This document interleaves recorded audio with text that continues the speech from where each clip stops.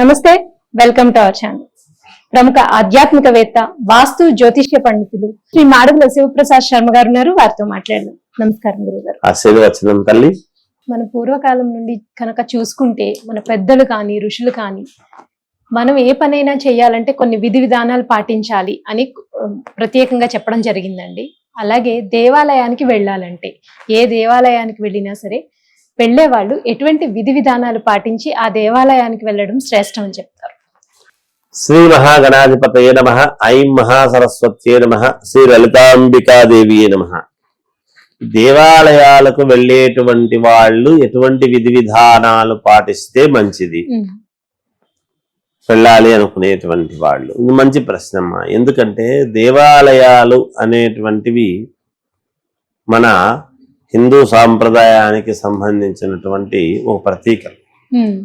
ఆ దేవాలయం మనం ఇంట్లో దేవుడి పూజ చేసుకుంటాం, ఎన్ని చేసుకున్నా ఆ ఆలయం యొక్క పవిత్రత అనేటువంటిది ఎప్పుడు మనకు మేలు చేస్తుంది అంటే ఆ ఆలయంలో అడుగు పెట్టినప్పుడు ఒక పరమ పవిత్రమైనటువంటి దేవతా స్థానము దేవాలయం.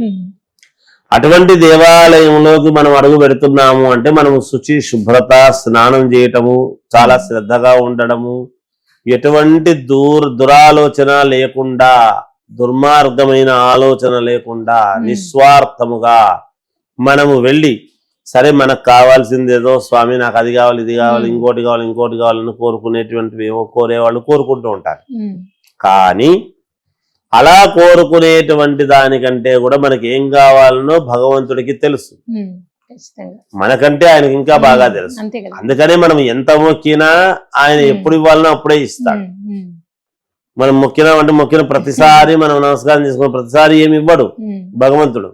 సరే ఒక టైం ఉంటుంది, ఆ టైం ప్రకారంగానే ఇస్తాడు. దాన్ని నిలబెట్టుకోవడమా పోగొట్టుకోవడమా అనేది మన చేతుల్లో ఉంటుంది ఇచ్చినప్పుడు, అంతే కదా. ఆయన ఇస్తాడు ఇంకో రూపకంగా మనకి ఇచ్చినాడు. ఆ ఇచ్చినప్పుడు దాన్ని ఎట్లా మనం జాగ్రత్త పడుతున్నాము అనేటువంటిది కూడా భగవంతుడు చూస్తాడు.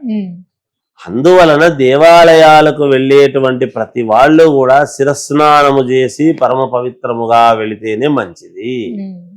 ఒకవేళ తల స్నానం చేసినా తప్పు లేదు, దానికి పెద్దగా ఇబ్బంది అయ్యేది ఏమి లేదు, ఇంకేమి అంత పెద్దగా కష్టం వస్తుంది అనేటువంటిది కూడా ఏం లేదు. కానీ దేవాలయము అనేటప్పటికీ దేవాలయాలకు వెళ్ళేటువంటి విధానము అనేటువంటిది ఒకటి వేరు. మీరు చూడండి, ఆడవాళ్ళు కూడా ఎక్కడికన్నా వెళుతున్నారంటే వేరే వేరే డ్రెస్సులు వేసుకుంటారు. దేవాలయము అనేటప్పటికీ చీర కట్టుకుని వస్తారు. ఎందుకు? ఆలయం యొక్క గొప్పతనం, ఆ ఔన్నత్యాన్ని మనము పాటించకపోతే మానవాళ్ళు ఇంకోరు ఎందుకు పాటిస్తారు? వేరే వాళ్ళు ఎప్పుడు కూడా.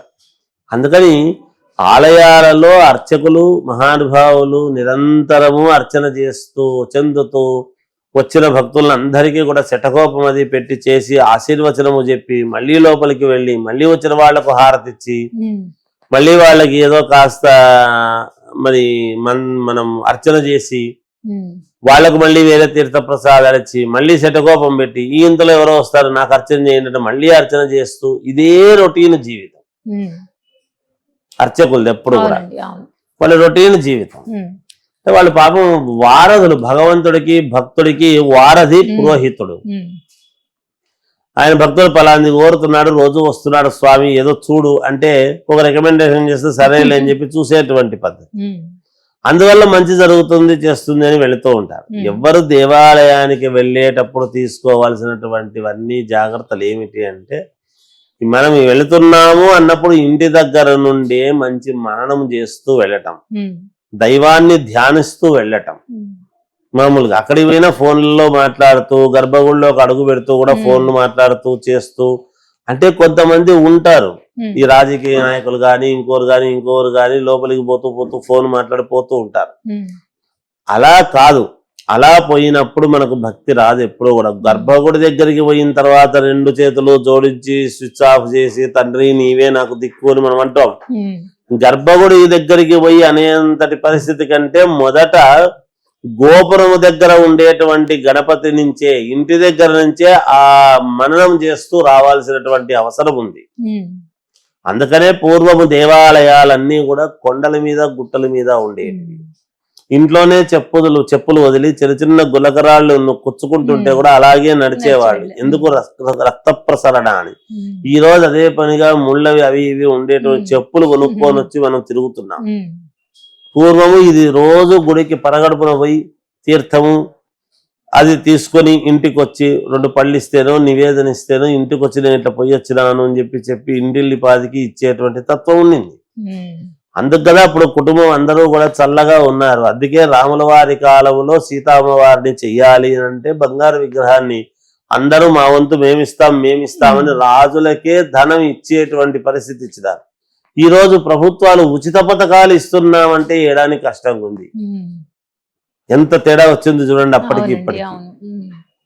మనం అనుకుంటాం ఇప్పటికీ, ఇప్పుడు మనం నిన్నమన్నా కూడా చూస్తున్నాం కదా. మనం ఏం చెప్తున్నాము? మనం ఇస్తున్నాం ఎలాగైనా సరే. అది ఎక్కడ ఉండగలుగుతున్నామమ్మా? ఉండలేము కదా. అందువలన జాగ్రత్తలు అనేటువంటివి చాలా అవసరము. ప్రతి వాళ్లకు కూడా ఎంతో జాగ్రత్త అవసరం.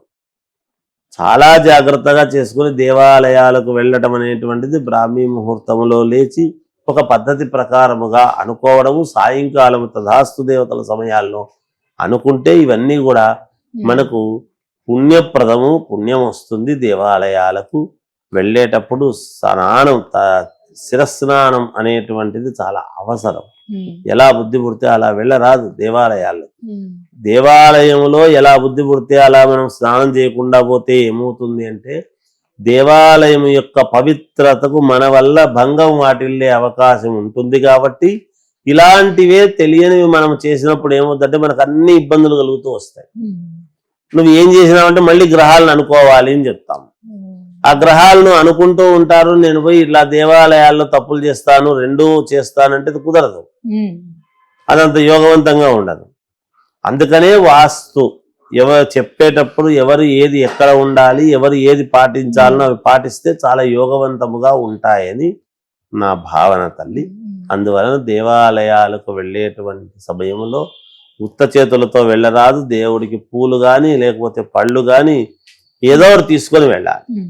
అలా వెళ్ళగలిగితేనే వెళ్ళాలి. లేకుంటే సరే ఇంట్లో కూర్చొనైనా మనం స్మరణమాత్రైనా నమస్కారం చేసుకోవచ్చు కాక ఎటువంటి ఇబ్బంది ఉండదు. ధన్యవాదాలు.